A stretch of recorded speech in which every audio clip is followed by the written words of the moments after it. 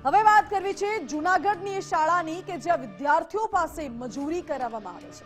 જૂનાગઢના માળિયા હાટીનામાં પ્રાથમિક શાળાનો એક વિડીયો સામે આવ્યો છે, જે ગડુ ગામની સરકારી શાળાના આચાર્યની દાદાગીરી જોવા મળી। શાળાના આચાર્ય વિદ્યાર્થીઓ પાસે મજૂરી કરાવતા હોય તેવો દાવો કરાયો। વિદ્યાર્થીઓ શાળાનું સામાન ઉપાડતા હોય તેવું વિડીયોમાં સ્પષ્ટ દેખાય છે। અભ્યાસ કરવા આવતા વિદ્યાર્થીઓ પાસે મજૂરી કામ કરાવવામાં આવે છે। ઉપસરપંચ રાજેશ પરમારે શાળાના આચાર્ય સામે ગંભીર આક્ષેપો કર્યા છે। કહ્યું છે કે વિદ્યાર્થીઓ પાસે પરાણે કામ કરાવવામાં આવે છે। આચાર્યને આ બાબતે અનેક વખત રજૂઆત કરવામાં આવી છતાં પણ જબરદસ્તી વિદ્યાર્થીઓને કામ કરાવવામાં આવે છે। વાલીઓ દ્વારા પણ અનેક વખત આ બાબતે રજૂઆત કરાઈ છે, ફરિયાદો પણ અનેક થઈ છે, છતાં આચાર્ય પોતાની મનમાની ચલાવી રહ્યા હોય તેવો દાવો કરાયો। ત્યાં આચાર્ય દ્વારા બાળકો પાસે કામ કરાવવામાં આવે અને આની પહેલા અમે 3 થી 4 વાર મૌખિક રજૂઆત કરી કે ભાઈ તું બાળકો પાસે તમે કામ ના કરાવશો। મનીષભાઈ વાડિયા કરીને આચાર્ય છે, એનું વર્તન પણ ઉદ્ધતાઈ ભર્યું છે અને કોઈ પણ રીતે અમે એને કહીએ તો એ સમજે નહીં। ઘણી વાર આની પહેલા પણ બે વાર મેં વિડીયો મારી પાસે છે, હું કહેશો ત્યારે રજૂ કરી। બાળકો પાસે અવારનવાર કામ કરાવે અને એને કહેવા જાય તો આપણે ધમકી અમારે કે હું તારું આમ કરાવી નાખ, તારું મર્ડર કરાવી નાખ। એક બે વાર અમે આની પહેલા જ્યારે કીધું ત્યારે ભાઈ તું વધારે આવું કહીશ તો હું તારા ઉપર આમ કરી તેમ કરી। વાલીઓની રજૂઆત હતી કે અમારા બાળકોને અમે સ્કૂલે ભણવા માટે મોકલ્યું છે, કામ કરવા માટે નથી મોકલતા। એટલે કે તમે જ ઓચિંતાની વિઝિટ કરો તો આજે અમે વિઝિટ કરતા, મેં પોતે જ વિઝિટ કરી ને મેં જ આ શૂટિંગ ઉતારીને નાખ્યું કે બાળકો પાસે કામ કરાવે અવારનવાર।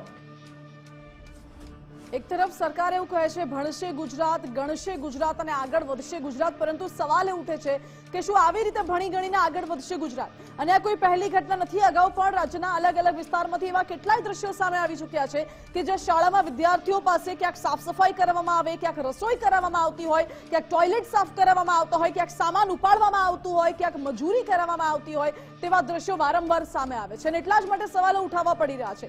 આ તમામ સરકારી શાળાની ઘટના વિશે હું વર્ણવી રહી છું અને અત્યારના જે દ્રશ્યો છે જૂનાગઢની સરકારી શાળાના દ્રશ્યો છે, જે વિદ્યાર્થીઓ પાસે આચાર્ય જબરદસ્તી મજૂરી કામ કરાવે છે।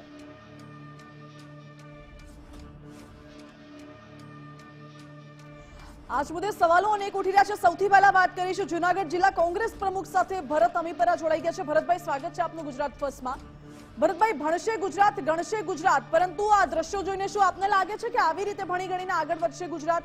વિદ્યાર્થીઓ પાસે આચાર્ય જબરદસ્તી સાફ સફાઈ કરાવે છે, સરપંચ વાલીઓ અનેક રજૂઆત કરે છે, છતાં આચાર્ય પોતાની દાદાગીરી ચલાવતા જ રહે છે, કોઈની બીક નથી। જી ચોક્કસ બેન, કારણ કે અત્યારે ગુજરાતમાં બધી અધિકારી રાજ આવી ગયું છે। એક શિક્ષણમાં પણ આપણે આવતું કે નથી, પણ આજે મેં જોયું વિડીયો વાયરલ મેં પણ જોયેલો છે કે નાના બાળકોને તમે જબરદસ્તીથી માનો કામ કરાવો, કેટલા અંશે વાત છે। તમારી ઘરે પણ તમારા બાળકો છે, તમારી ઘરે પણ બાળકો છે, આપણા બાળકોને કેમ કરાવતા નથી? એટલે ખરેખર એ ટૂંકમાં નિંદનીય બાબત છે બેન કે આવું તો, અને એક પ્રિન્સિપલ દરજાના માણસ, એક શિક્ષક દરજાના માણસ જો આવું કરાવતા હોય તો પછી બેન આશા કોની પાસે રાખવી? જી ભરતભાઈ, આભાર આપનો। એટલે અધિકારી રાજ ચાલતું હોય તે પ્રકારનો એક અહીં ઘાટ સર્જાઈ રહ્યો હોય તેવો આક્ષેપ કોંગ્રેસ દ્વારા કરવામાં આવી રહ્યો છે। જો કે આજ મુદ્દે વાત કરીશું, સહયોગી ઉમંગ મારી સાથે જોડાઈ ગયા છે। ઉમંગ, અગાઉ પણ આ જ મંચ ઉપરથી આપણે અનેક વખત ચર્ચા કરી ચૂક્યા છે કે રાજ્યમાં વિદ્યાર્થીઓ પાસે સરકારી શાળામાં કેમ મજૂરી કામ કરાવવામાં આવે છે, કેમ આવા ગંદા કામ, સાફ સફાઈના કામ કરાવવામાં આવે છે વિદ્યાર્થીઓ પાસે। ફરી એકવાર એવી ઘટના સામે આવી છે, શું આવી રીતે ભણી ગણીને આગળ વધશે ગુજરાત? શિક્ષણ જગતને લાગેલી કાળી ટીલ્લી હજી ગુજરાત ભૂલ્યું નથી, કારણ કે એક આચાર્ય એક દીકરી સાથે સૃષ્ટિ વિરુદ્ધનું કૃત્ય કરી અને એને મારી પણ નાખી હતી। લગભગ દક્ષિણ ગુજરાતનો એક કિસ્સો હતો। જો આવા કિસ્સાઓ બનતા હોય તો આચાર્યો પાસે આપણે શું અપેક્ષાઓ રાખી શકીએ? આપણે એવું નથી કહેતા કે તમામે તમામ એવા છે, પણ કેટલાક રાક્ષસી મનોવૃત્તિ ધરાવતા લોકો છે કે જે ખરેખર વિદ્યાર્થીઓ જ્યાં ભણવા માટે આવે છે તેમની પાસે જાણે ઘરકામ કરાવતા હોય તેમ ત્યાં આગળ આજે જૂનાગઢનો જે વિડીયો આવ્યો છે એમાં ટેબલ ઉચકાવવા, બેસવાની બેન્ચીસ ઉપાડાવી, કચરો વળાવડાવો, તગારા ઉપાવડાવવા, આ બધા જ કામ છે કરાવતા હોય છે અનેક વખત। આ એવું તો છે નહીં કે ભાઈ જૂનાગઢમાં ગુજરાતની અંદર પહેલો એવો કિસ્સો આવ્યો કે ભાઈ આચાર્ય અથવા શિક્ષકો છે વિદ્યાર્થીઓ વિદ્યાર્થીનીઓ પાસે કામ કરાવે છે, ના એવું નથી। દર વર્ષે લગભગ આવા 5 થી 6 વિડીયો એવા સામે આવતા હશે કે જેમાં વિદ્યાર્થીઓ સાથે શિક્ષક અથવા તો શાળાના આચાર્ય છે કામ કરાવતા હોય, કચરો વળાવતા હોય, ક્યાંક ને ક્યાંક જે કચરો ભેગો થયો ઉપાડીને નાખવા પણ મોકલતા હોય. એટલે પ્રશ્ન અહીંયા એ થાય છે કે શિક્ષણ વિભાગના જે અધિકારીઓ છે, ડીઈઓ થી માંડી અને જે ગાંધીનગર સચિવાલયમાં બેસે છે, તમામ લોકો માટે પ્રશ્ન થાય કે તમારા માટે આ વાત નવી નથી, તમે જાણો છો તેમ છતાં પણ કાર્યવાહી વાત કરીશ. અત્યારે ગળુ ગામના ઉપસરપંચ જોડાઈ ગયા છે, રાજેશભાઈ પરમાર. રાજેશભાઈ, સ્વાગત છે આપનું ગુજરાત ફર્સ્ટમાં. રાજેશભાઈ, અનેક વખત વાલીઓ રજૂઆત કરી ચૂક્યા છે, આપે પોતે પણ અનેક વખત રજૂઆતો કરી છે કે વિદ્યાર્થીઓ પાસે આવું કામ ન કરાવાય, છતાં પણ આચાર્ય દાદાગીરી કરે છે. શું એની સામે ઉચ્ચ કક્ષાએ આપે રજૂઆત કરી છે? ઉચ્ચ કક્ષાએ મૌખિક રજૂઆત કરેલી 3 થી 4 વખત અમે આખી ટીમ સાથે અમે ગયા હતા, અને બાળકોને કામ નહીં કરાવવા માટે વિનંતી પણ કરી, હાથ પણ જોડ્યા અને ઘણી વાર કીધું બેન. ઓકે, કોઈ આ લોકોને કોઈ મગજમાં આચાર્ય એનું મન ફાવે એમ કરે છે. પણ રાજેશભાઈ, આચાર્ય મન ફાવે એવું કરે છે, જિલ્લા શિક્ષણ અધિકારીને આ બાબતે જાણ કરાઈ છે? ના બેન, જિલ્લા શિક્ષણ અધિકારીને એકવાર કીધું હતું, મૌખિક કીધું હતું, રૂબરૂમાં ટૂંકમાં લેખિતમાં નથી આપેલું બેન. ઓકે, કેટલા સમયથી વિદ્યાર્થીઓ પાસે આવા જ કામ કરાવવામાં આવે છે? તેમનું ભણતર પણ બગડી રહ્યું છે. હા, છેલ્લા અમે 2 વર્ષથી આ રીતે જોઉં છું બેન. અચ્છા, તો શું હવે આગળ આપ શું કરશો? આગળનો આપનું પ્લાનિંગ શું છે? શું જિલ્લા શિક્ષણ અધિકારીને રજૂઆત કરવામાં આવશે આ બાબતે?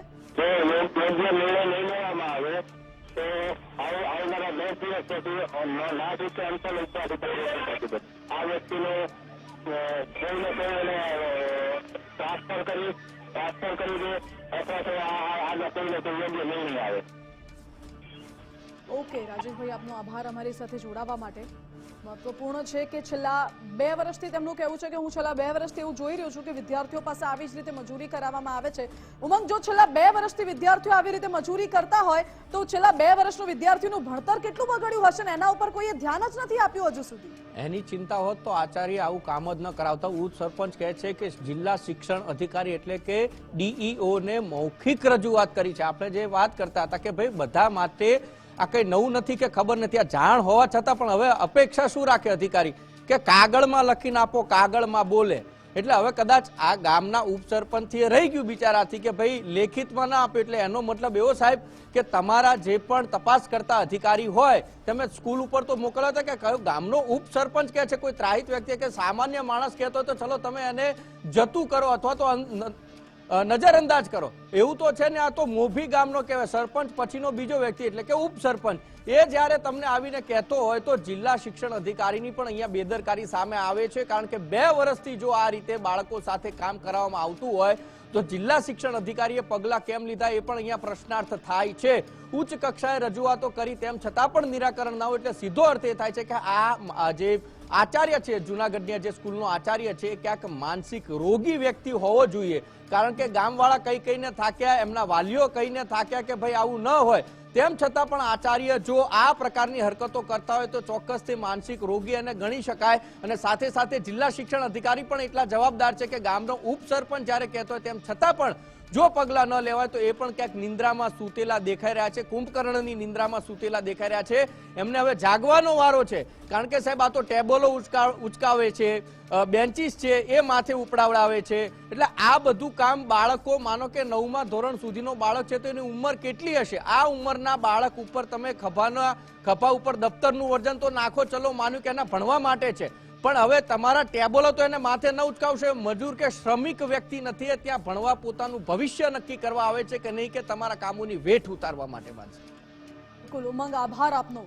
એ વિદ્યાર્થીઓ જે પોતાના ભવિષ્યનું ઘડતર કરવા માટે આ શાળામાં અભ્યાસ મેળવવા માટે આવતા હોય છે અને ત્યાં જ આચાર્ય દ્વારા વિદ્યાર્થીઓ પાસે આવું કામ કરાવવામાં આવે છે. છેલ્લા 2 વર્ષથી આચાર્ય આ જ પ્રકારે મનમાની કરતા હોય તેવો દાવો કરવામાં આવી રહ્યો છે. જ્યારે ગુજરાત ફર્સ્ટની ટીમ આચાર્યને ફોન કરવાનો પ્રયત્ન કરે છે તો આચાર્ય ફોન કાપી રહ્યા છે. એનો મતલબ આચાર્યને પોતાને પણ ખબર છે કે ખોટું શું થયું છે, છતાં પણ મીડિયા સમક્ષ આવતા તેઓ ભાગી રહ્યા છે. તેવું ક્યાંક અત્યારે ઘાટ સર્જાઈ રહ્યું છે.